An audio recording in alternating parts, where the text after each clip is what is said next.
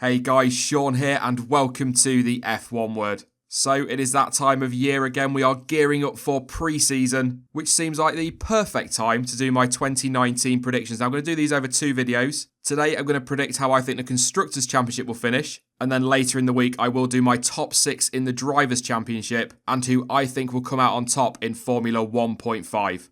If you are new to the channel, I will put a little disclaimer in right now. I am generally absolutely terrible at predictions, and so please do take all of these with a pinch of salt. So I'm going to do these in reverse championship order, therefore obviously starting with 10th place, and the team I've put bottom of the championship will probably not come as too much of a surprise. I've gone with Williams. I do expect they will take a step forward in 2019. The problem is, they were cut well adrift from the rest of the field last season, only picked up 7 points, and were a fair way off Toro Rosso in 9th who had 33. I can't see them overhauling that in 1 year. They have got a good driver lineup. Kubica brings some experience and also he'll be very good at helping develop that car. And George Russell is a quick guy. So I think that's a massive positive for Williams in 2019. But unfortunately, I do not see them making too much of a leap forward and moving up the table this year. In 9th place, I've gone for Toro Rosso. Now, 2 months ago, I would have put them a little bit higher, not fighting for 4th or anything daft like that, but maybe 8th, 7th place in the championship. But then Franz Tost came out and said that if Red Bull need them to, they will sacrifice their season to help them out. So I can see them ending up as a test team this year again, which will probably ultimately mean penalties left, right and centre. And in what could be a very close fight in that midfield, that could prove very, very costly. What I will add on Williams and Toro Rosso, though, is that unlike we saw with Williams in 2018, I do not expect any team to be cut completely adrift at the back of the grid. There will be gaps, of course there will, but that midfield will be very, very close. Right, I'm fairly confident with my predictions for 1st to 3rd. I'm moderately happy with 4th and 5th, and I'm confident with 9th and 10th. However, 6th down to 8th, I've got no idea. It really could be anybody's game. It's going to be that close.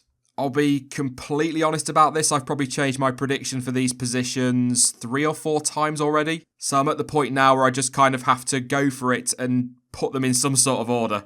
But I will put a caveat on all 3 of these teams. One really good weekend or one really bad weekend could be the difference between the team in 6th finishing 8th and the team in 8th finishing 6th. With all that in mind then, the team I'm putting in 8th place is McLaren. I can imagine that's going to go down really well straight away. But we've had 4 years of we're going to be great this year, we're going to be brilliant, our chassis is fantastic, we'll be able to compete with Red Bull. And every year they've fallen well short of that target. Yeah, okay, some of that comes down to Honda, but as far as I'm concerned, no excuses last year. Same engine as Red Bull, same engine as Renault, nowhere. So, okay, maybe part of the reason I'm putting them 8th is because I've lost a little bit of faith in them, but also they've got an all-new driver lineup. Carlos Sainz, yes, he's got some good F1 experience, but he's got to settle into that team. And Lando Norris is a complete rookie and has got a lot to learn, so it's going to take time for them both to settle in and it'll take time for Norris to develop.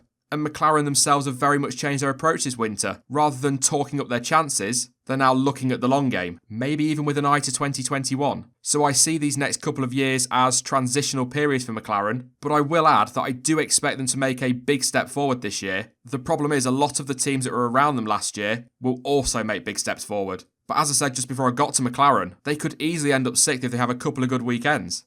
The team I've picked for 7th place might surprise a few people given how much I've been bigging them up this winter, and that is Sauber. They are another team that I believe will improve big time in 2019, but they're also another team with a whole new driver lineup.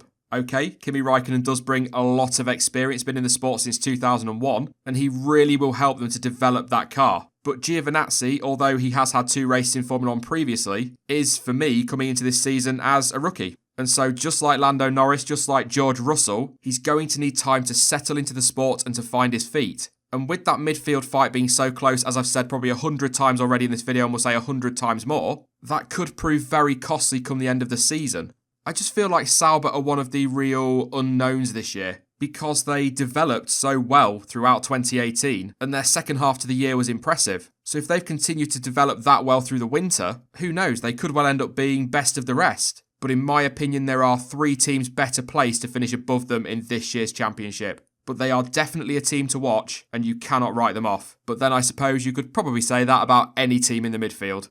6th place, I'm going to put Haas. There are a lot of people out there that seem to think that Haas are going to plummet back through the championship and end up somewhere down the back end with Toro Rosso and Williams. I do not see that at all. They were one of the big surprises in 2018 and one of the few teams to stick with their driver lineup, so they're not going to have anybody coming in that needs time to adjust to new surroundings. And if Kevin Magnussen and Romain Grosjean can string together a full consistent season, Haas could be a bit of a surprise this year as well. They're another team that developed solidly throughout 2018, and they've got some very good backing behind them. But I'm going to repeat what I said before I went through these three teams. It really is just going to be so close, and I genuinely struggle to place all three of them.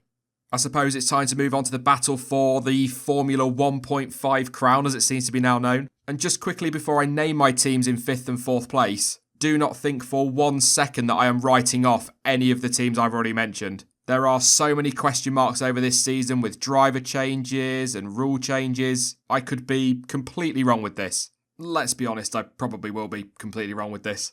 But in 5th place, I'm going to go with Racing Point, or whatever they'll be called by the time we get to March. Had they not had their issues in the middle of last year, so combining their points as Force India and as Racing Point Force India, they would have finished 5th, and they would not have been a million miles away from Renault. We all know that Sergio Perez is massively consistent, and there is still the potential, whether people like it or not, for Lance Stroll to be a solid midfield driver as well. They're a team that have historically punched well above their weight, and I really do think they can be right in that fight for 4th place.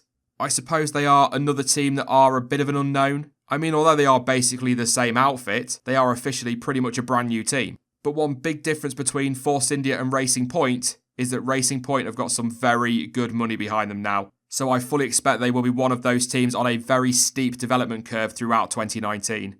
4th place then, and I'm going to go for Renault. They are going to improve. I have no doubt whatsoever. They've improved year on year since they came back as a manufacturer team, and I fully expect the same again in 2019. And as much as some people are going to hate this next statement, I genuinely do think they've got the best overall lineup on the grid. So they are definitely a serious force this coming season.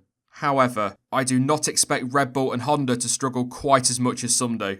And although I do think Renault are going to be much closer to the top 3, I still don't think they're going to have quite enough to break into it. I'd be surprised if they didn't pick up the odd podium, and perhaps if we got some crazy races like we've seen in Baku over the years, maybe they might even nick a win. It's possibly a bit of a tall order, but we just never know.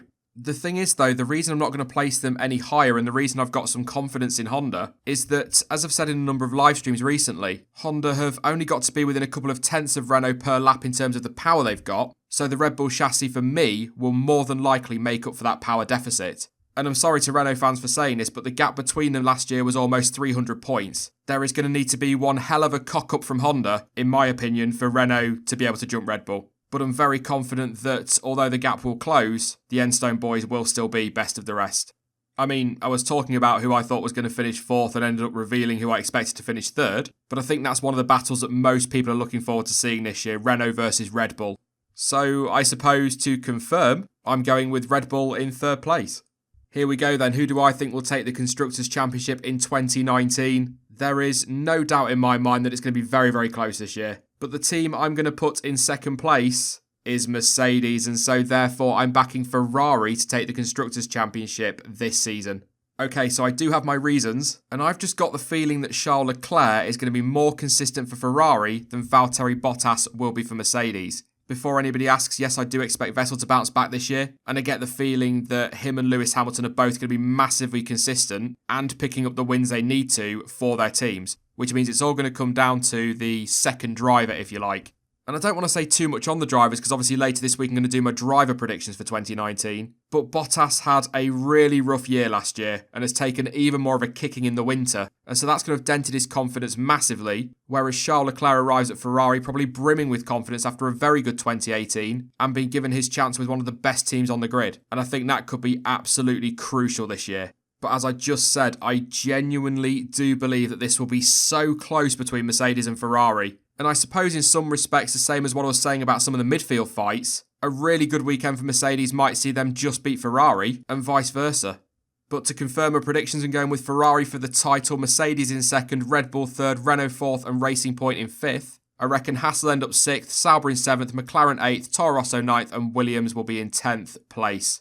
That is it then for my 2019 Constructors' Championship predictions. I know a lot of you seem to hate it when I say this because obviously they're my opinions because it's an opinions channel and it's my channel, but I'm going to say it anyway. They were just my thoughts and my predictions, and I know for a fact that a lot of you are going to disagree and there are going to be a lot of different predictions out there. So let me know how you think the Constructors' Championship will finish in 2019 in the comment section down below. Now, I will be back later in the week with my Drivers' Championship predictions, but in the meantime, you can follow me over on social media. Links to Twitter, Instagram, Facebook, and of course to Discord are all in the description down below. But as ever, thank you for watching. I've been Sean, this has been the F1 Word, and until next time, goodbye.